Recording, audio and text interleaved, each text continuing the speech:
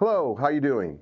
Have you heard the term React in the context of LLMs and you're not quite sure you know exactly what this is? Well, if so, then watch along with me for the next few minutes and I will quickly get you up to speed. Okay, let's get started. I want to first start with the word React. The first two characters, RE in React, stand for reasoning. The last three characters, ACT, stand for action. So the word React in the context of LLMs and agentic workflows stands for reasoning and action. The word React in this context comes from an academic paper titled React, Synergizing Reasoning and Acting in Language Models, published in 2022. I've included a link in the YouTube description if you want to read through this paper yourself. The paper proposes the React framework, which enables large language models to perform reasoning and action concurrently.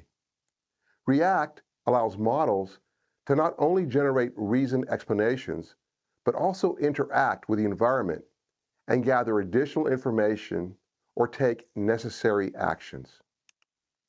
This framework demonstrated a significant improvement in tasks like interactive decision-making, factual retrieval, and multi-step reasoning by integrating reasoning capabilities with action-based feedback loops. So does the LLM take the action itself? No. Instead, the LLM, which is part of a larger LLM-driven agentic system, leverages tools that make function calls to external systems to take the actions on its behalf. I have a video on LLM function calls where I go deeper into this specific topic. Check this out if you're interested. But for now, let's get back to React agentic systems. So let me talk to a simple flow within a React system.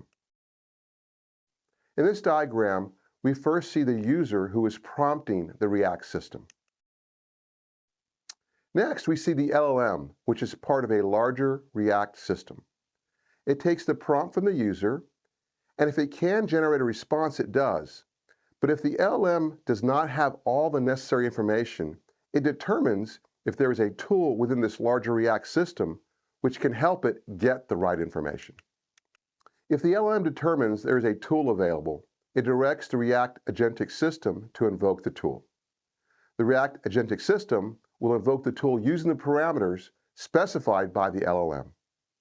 Quick note, in this simple example, there's just one tool shown in the diagram, but there could be more than one tool integrated into one of these React systems.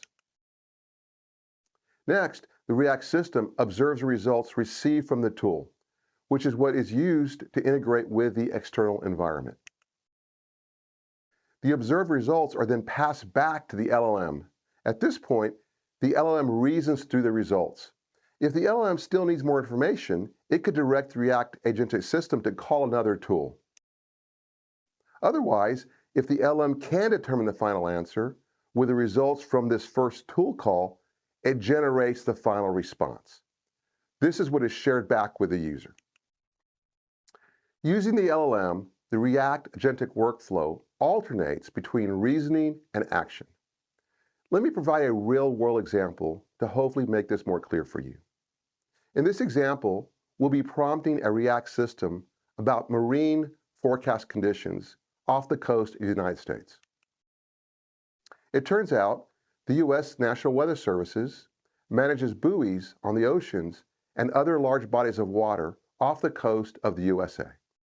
In this real-world example, the React system has a tool that is able to get marine forecast information from offshore buoys managed and maintained by the U.S. National Weather Service. Here, in this LLM scenario, in step 1, a user wants to find out the current wave heights and wave period along the Pacific coast off the coast of San Clemente, California. So here's the initial prompt to the LLM.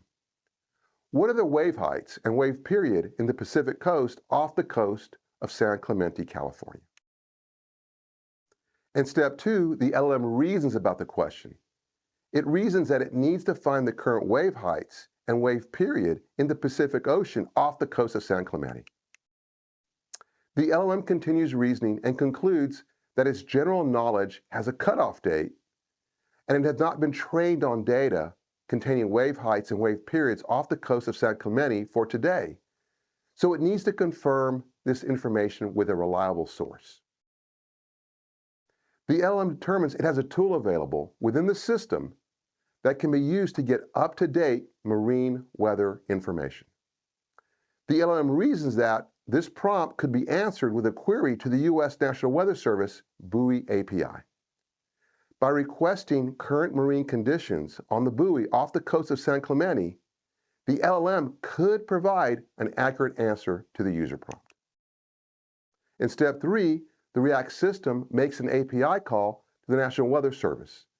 The buoy API responds with the wave heights and wave period in this response. In step 4, the React agentic system observes the results and they are passed back to the LLM.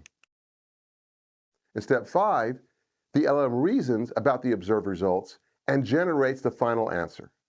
The wave heights are n feet and the wave period are p seconds. In step 6, the LLM shares the final answer with the user. React combines reasoning and action to enable LLMs to perform multi-step decision-making and interactive problem-solving tasks. The focus is on the LLM reasoning through complex problems and then interacting dynamically with the environment or external systems. You should use React when tasks involve interactive decision-making, real-time exploration, and require transparency in reasoning. In a follow-up video coming up here soon in about a week or so, I'll show you a Python-based LangGraph example that implements this very example. So keep an eye out if you're interested. So now you should have a good high-level understanding of React. I'm really interested in hearing what you think about this. So let me know what you think in the comments below. Okay, thanks for watching. This video with all the other videos in this playlist are listed in the YouTube description. I invite you to watch other videos on my channel. If you like the way I'm sharing this content, please consider subscribing. When you subscribe, this really helps my channel grow. One last thing, we all love technology, and we're all excited about all the innovation with the cloud and machine learning and AI. But don't forget to carve out some time to live in the real world. Go outside, go swimming, go hiking, go climbing, go surfing, but get out and move your body. And if you do, let me know in the comments. I want to hear about this also. And with that, have a great day. Thanks.